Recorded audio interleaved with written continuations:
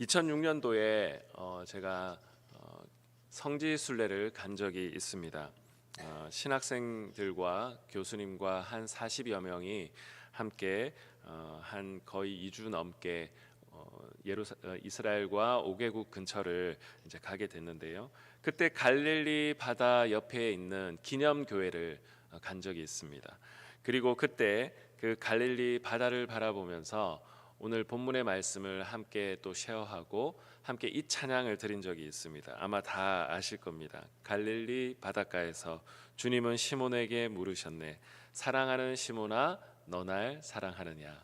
아마 좀 교회를 어릴 때부터 좀 다니셨던 분은 이 찬양 아마 많이 들어보셨을 것입니다. 요즘에 이제 교회에서는 이 찬양 잘 하는 것을 못 보긴 했는데요. 부르면 또 다른 사람들이 대답하고 이런 식으로 돌아가면서 했던 그런 찬양입니다. 그때 이 찬양을 들으면서 베드로를 향하여서 고백하시는 그 주님, 그리고 베드로의 주님을 향한 고백, 이것을 가지고 함께 기도하고 그렇게 우리의 하나님을 향한 마음을 그렇게 재헌신하는 그런 시간을 가질 때 굉장히 은혜로웠던 그런 기억이 있습니다. 여러분, 그런데 오늘 본문을 우리가 자세히 한번 살펴보면 막연하게 그냥 그 찬양을 부르는 그 분위기처럼 낭만적이지만은 않다라고 하는 것을 오늘 본문을 통해서 알 수가 있습니다. 왜냐하면 예수님께서 내가 나를 얼마나 사랑하느냐, 내가 나를 사랑하느냐 이렇게 3번이나 물으셨기 때문입니다. 먼저 17절의 말씀을 다시 한번 읽어보면요, 21장 17절에 세 번째 이르시되 요한의 아들 시몬아 내가 나를 사랑하느냐 하시니 주께서 세 번째 내가 나를 사랑하느냐 하심으로 어떻게 했습니까? 베드로가 근심하여 이르되. 여러분, 근심이라고 하는 단어가 등장하고 있다라고 하는 것을 볼 때 여러분, 그냥 앞에 드렸던 그 찬송의 그 고백처럼 막연한 낭만적인 그런 분위기만은 아니다. 그 안에 뭔가 좀 다른 분위기가 같이 섞여 있다라고 하는 것을 우리는 이 단어를 통해서도 어느 정도 알 수가 있습니다. 여러분, 왜 예수님께서는 3번이나 이렇게 네가 나를 사랑하느냐 질문하셨을까요? 여러분, 아무리 좋은 의도라도 우리가 여러 번 묻게 되면 어떻습니까? 그것을 듣는 사람들의 입장에서는 그 질문의 의도를 의심할 수밖에 없습니다. 예수는 왜 그렇게 3번이나 질문하셨을까요? 베드로를 의심했을까요? 그런데 그 의도를 알 수 있는 또 다른 대목이, 힌트가 사실 오늘 본문이 아니라 그 본문 앞을 보면 좀 더 등장하고 있습니다. 예수님께서 베드로를 이렇게 다시 만났을 때 베드로는 물고기를 잡고 있었습니다. 당연히 그의 원래 직업이 어부였기 때문입니다. 그런데 여러분, 베드로가 예수님을 만났던 가장 처음, 예수님이 공적 사역을 시작하실 때 그 제자들을 부르실 때 베드로가 무엇을 하고 있었습니까? 그때도 베드로는 어부였기 때문에 자기의 일을 묵묵히 하고 있었습니다. 근데 요한복음을 보면 그 앞에 보면 큰 물고기를 153마리나 잡았다. 그 물이 그러나 찢어지지 아니하였더라라고 하는 그 표현이 오늘 읽었던 21장 11절에 보면 그 표현이 등장합니다. 여러분, 그런데 이 장면을 보면 여러분, 누가복음에 나오는 베드로가 예수님을 만나던 그 장면 혹시 떠오르지 않으십니까? 그때도 말씀에 의지하여 그물을 던졌더니 그물이 찢어질 정도로 많은 물고기가 잡혔던 그날, 그때 베드로는 주님 앞에 엎드려서 주님의 부르시는 그 부르심 앞에 응답하여 예수님의 제자로 그렇게 시작을 하게 됩니다. 여러분, 그 베드로가 부름을 받았던 그때의 그 장면이 오늘 이 실패하여 자기의 길을 걷고 있던 그 베드로에게 다시 찾아간 그 예수님을 만나는 그때의 그 처음 만났던 때의 장면을 연상시키는 장면이 오버랩되고 있다라고 하는 것은 뭔가 의미심장한 장면입니다. 그런데 베드로에게 있어서 또 다른 두 번째 기억하기 싫은 또 다른 하나의 기억이 소환되는 장면이 나오는데요. 그 베드로의 기억을 소환하는 그 장면이 뭐냐? 숯불이라고 하는 단어입니다. 예수님께서 이 숯불 위에서 생선과 떡을 같이 나누고 있는데, 여러분 베드로가 숯불 하면 어떤 장면이 떠오를까요? 요한복음 18장 18절에 보면 베드로가 예수님을 부인하고 그때 사람들과 함께 이 숯불을 쬐고 있었더라라고 하는 이 표현이 등장합니다. 근데 이 단어는요, 요한복음에 딱 두 번 등장해요. 딱 두 번 등장하는데 동일한 단어를 사용하고 있습니다.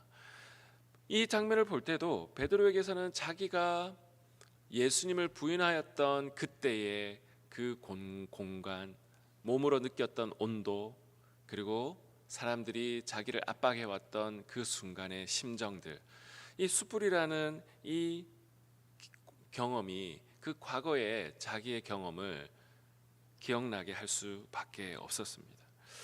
이 두 가지의 기억이 동시에 그 베드로를 찾아오고 있는 것이죠. 처음 주님을 만났을 때의 그 기억, 그리고 주님을 배신했을 때의 그 기억, 그리고 주님은 그 베드로에게 세 번이나 질문을 하고 있습니다. 너가 나를 사랑하느냐? 어쩌면 그 앞에 두 가지 기억을 소환시키고 나서 이 질문을 했을 때, 그리고 세 번이나 질문했을 때, 어쩌면 베드로에게서는 그 모든 과거의 상처와 그리고 자기의 실패의 기억을 딛고 진짜 그럼에도 불구하고 다시 한번 주님 앞에 꽉 찬 마음으로 고백할 수밖에 없도록 주님께서는 그를 부르고 계시는 것이죠.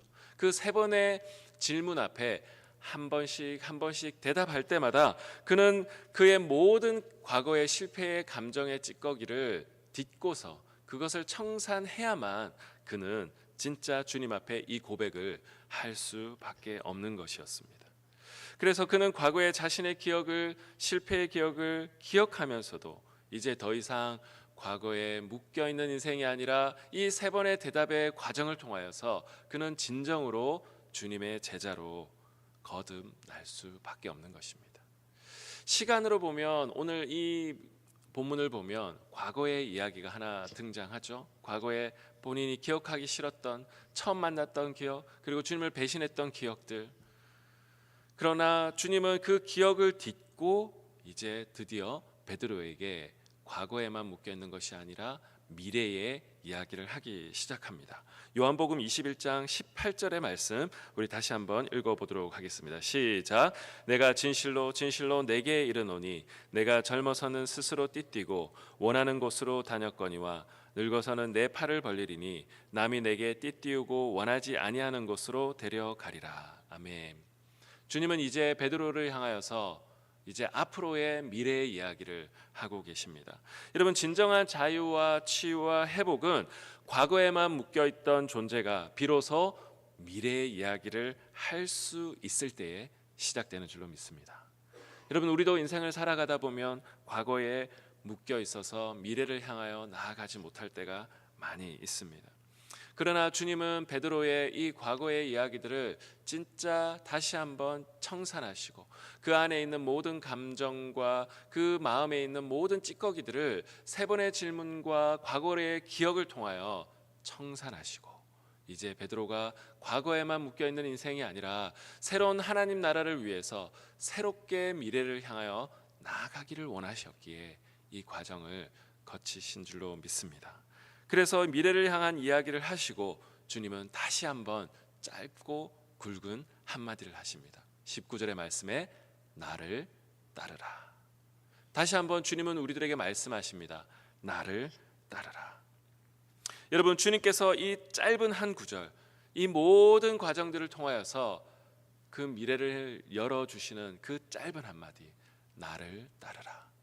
여러분, 이 음성은 베드로에게만 들려주신 음성이 아니라 모든 믿음의 사람들, 과거에 때로는 실패한 기억들, 때로는 주님을 따르겠다고 했지만 배신했던 기억들, 이것이 정말 옳은 것이라고 내 마음 가운데 고백하고 입술로도 고백했지만 실제로 내 행동과 삶 속에서는 다른 방향으로 살아갔던 나의 과거의 모습들, 주님은 사랑이라고 고백하지만 내 속에 사랑 없는 나의 모습을 발견하고 또 다시 좌절했던 나의 모습들. 그렇지만 주님은 다시 한번 우리들에게 세 번의 과정에 이 질문을 하시며 다시 한번 일어설 기회를 주시는 그 주님이심을 우리는 이 아침에 믿어야 할 줄로 믿습니다. 바로 그 과정이 우리가 기도하는 과정이고 주님의 말씀을 듣는 과정이며 주님 앞에 씨름하는 과정인 줄로 믿습니다. 그럴 때 주님께서 다시 한번 우리의 마음 가운데 나를 따르라, 이 음성이 누구에게나 다 필요한 줄로 믿습니다. 여러분, 이것은 나이와 성별과 모든 환경이 문제가 아닙니다. 우리 모든 사람들은 다시 한번 이 주님의 음성이 필요합니다. 나를 따르라. 아마 교회 일을 여러 가지 하시다가 또 때로는 내려놓는 분들도 계실 것인데, 여러분, 주님은 주님 부르시는 그날까지 이 메시지를 우리에게 주십니다. 나를 따르라. 나는 주님을 지금 어떻게 따르고 있는가? 혹시 내가 주님을 따르다가 주저앉아 또 낙심하여 또 주저앉아 있는 영혼들이 있다면 오늘 베드로를 향하여서 다시 한번 기회를 주시며 미래를 향하여 여시며 나를 따르라 말씀하시는 주님의 음성 앞에 오늘 다시 한번 주님 앞에 나아가시는 저 우리 모든 성도님 되시기를 주 예수 그리스도의 이름으로 축복합니다. 자, 그런데 오늘 이 마지막 한 파트에 보면 이 베드로가 자신의 이야기가 아니라 그 옆에 있는 또 다른 주님의 사랑하는 제자, 이름은 명시하지는 않았지만 요한이라는 것을 우리는 알 수가 있습니다. 그 제자의 미래도 궁금해졌습니다. 그런데 저 사람은 어떻게 됩니까? 왜냐하면 자신의 미래에 대해서 주님께서 이야기하셨으니까 저 제자는 어떻습니까? 라고 질문했습니다. 그때 예수님께서 뭐라고 대답하시냐면 22절에 같이 읽겠습니다. 예수께서 이르시되 내가 올 때까지 그를 머물게 하고자 할지라도 내게 무슨 상관이냐? 너는 나를 따르라 하시더라. 아멘. 때로는 우리가 주님이 미래를 향하여 나아가라고 할 때 주변에 있는 그 사람들의 미래와 또 그 사람들에 대한 관심으로 인하여서 때로는 우리가 미래를 향하여 나아가는데 그것이 방해가 될 때가 있습니다. 주님은 베드로를 향하여서 분명하게 말합니다. 내가 올 때까지 그를 머물게 할지라도, 그게 사람들의 오해가 있었던 것 같아요. 마치 불로장생할 것 같은. 그런데 그것이 아니라는 것을 요한복음 해설을 하고 있죠. 그런데 너는 그것에 상관하지 말라. 너는 나를 따르라. 우리가 주님을 따를 때 때로는 저 사람은 어떻습니까? 저 사람은 어떻게 따르고 있는가? 각자의 다 길이 있음에도 불구하고 때로는 우리는 다른 사람들 때문에 또 나의 길을, 나를 따르라고 하는 주님의 음성을 제대로 듣지 못할 때가 있는 것 같습니다.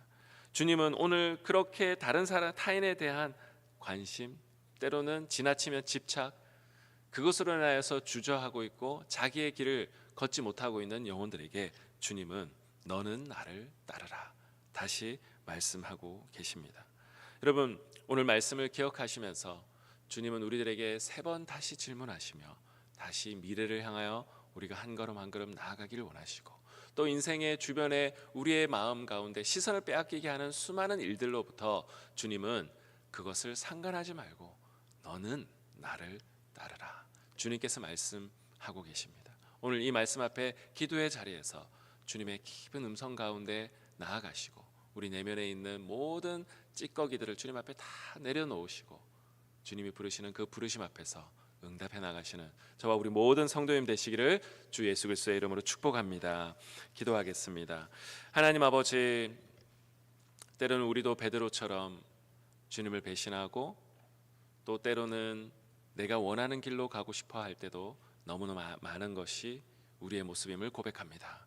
주님, 그 베드로를 향하여서 다시 한번 기회를 주시며 나를 따르라 말씀하시는 주님, 네가 나를 사랑하느냐 3번 물으시는 주님, 오늘 이 새벽에 주님 앞에 나아가서 이 베드로에게 주셨던 그 속삭임이 우리에게 들려지게 하시고 그 주님 앞에서 결단했던 그 베드로처럼 하나님, 우리도 주님 앞에 다시 한번 결단할 수 있는 이 아침의 시간 될 수 있도록 축복하여 주시옵소서. 오늘 하루의 삶을 주님께 의탁하오며 살아계신 주 예수 그리스도의 이름으로 기도드리옵나이다. 아멘.